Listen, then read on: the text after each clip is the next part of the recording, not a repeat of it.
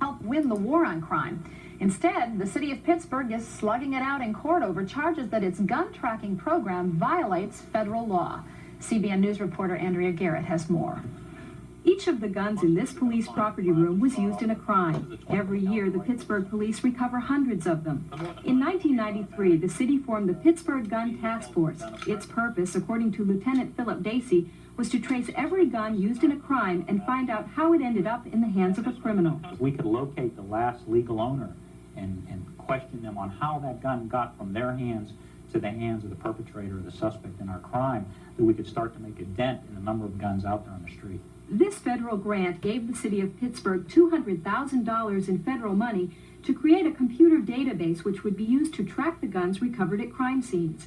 But the computer software would do much more than track guns that are obtained illegally. To make the program work, the city needed data on legal gun owners, and that is where the controversy begins.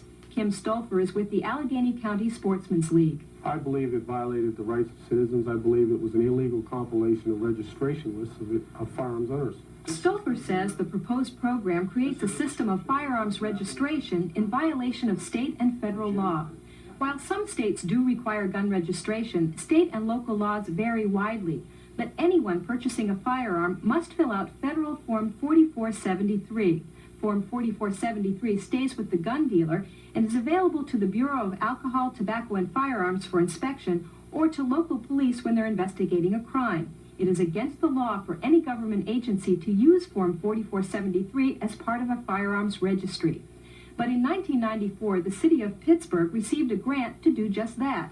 The grant proposal, approved and funded by the Department of Justice, shows that the city planned to use Form 4473, along with other state and local information, to, quote, connect multiple federal and local law enforcement agencies via computer, thus allowing them to share and exchange all firearms-related information generated within Allegheny County.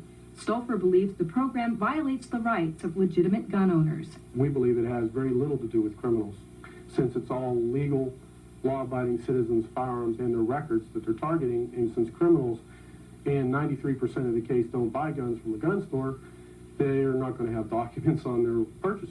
Stolfer and other gun owners fear registration schemes because they believe firearms registration will ultimately lead to gun confiscation. Mike Slavonic is legislative chairman of the Allegheny County Sportsman's League. So historically, it's shown that registration has not done anything to reduce crime, but is a means by which government can find ways in order to confiscate firearms off law-abiding citizens. Slavonic believes the city of Pittsburgh wanted to quietly set in place a form of registration which would eventually be used throughout the country.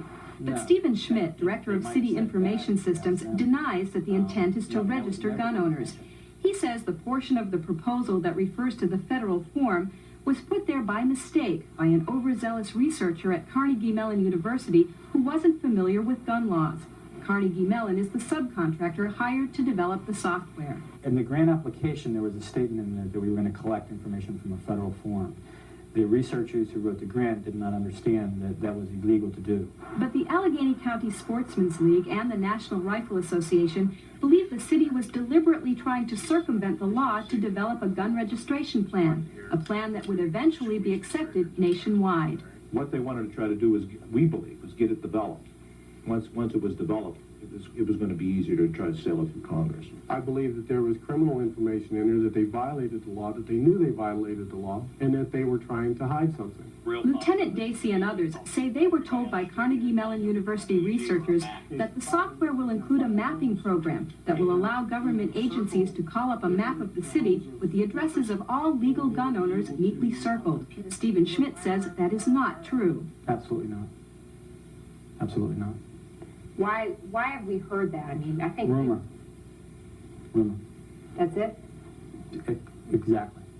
CBN News tried to contact the computer researchers at Carnegie Mellon University who are working on the project. Repeated phone calls were never returned. But despite Schmidt's denials, the approved grant paperwork shows examples of a mapping program that is currently being used by police in Pittsburgh.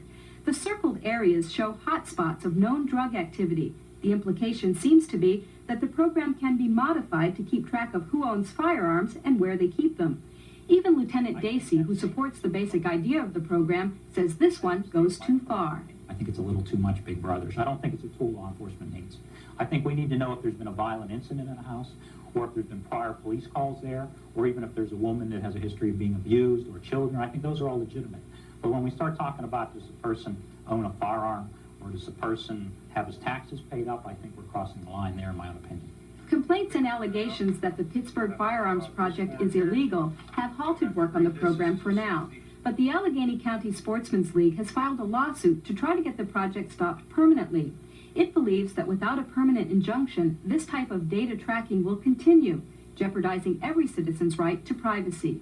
Andrea Garrett, CBN News. Andrea Garrett joins us here in our studio now. Andrea, whenever we hear about gun registration from proponents of that, it's always in relation to curbing violent crime. If registering guns will do that, what's the problem with it? Right, that's the city's position. They're not calling this, of course, a registration program. They're saying they want to track the illegal gun owners or the criminals who are out there on the streets using guns illegally. The problem is that what the gun owners groups are saying is that it doesn't help curb crime, that what you'll have is the legal gun owners, all their names in a registry, and the criminals will still be out there committing crimes using guns that they've gotten on the street or that they've stolen. That is an actual fact, because in the majority of cases, a guy who's going to commit a crime does not go in and buy his gun from a dealer. They buy them from private sales, or they steal them, that sort of thing. So what they're concerned about are privacy concerns. And what are some of the concerns that are surrounding this Pittsburgh gun project? Well, anytime you have any kind of data tracking, if they can track you according to what type of firearm you own, even a person who doesn't have a firearm might say, well, how does that affect me? Well, the way that it might affect them is if they can track you according to your firearms, they can track you according to any kind of data they want to put in the computer. Did you pay your taxes last year? What kind of church do you go to? I think there are real privacy concerns that the gun owners have, and that they are saying these apply to everybody. It's not just people who own firearms. So even if there's a law that says this is illegal, the Pittsburgh experiment proves that there's a ways around these laws. Right, that's what the gun owners feel, that this is circumventing the law, that they may have known that they were taking a federal form and using it for something that it is not designed to be used for. The federal form is supposed to stay with the gun dealer and be available on a very limited basis to law enforcement when a crime has been committed. Thank you, Andrea Garrett. Appreciate it. Thank you. Well, in the next News Watch today, do not miss a CBN News exclusive report from the Middle East. Will peace there get its chance? We'll discuss that question tomorrow on News Watch Today.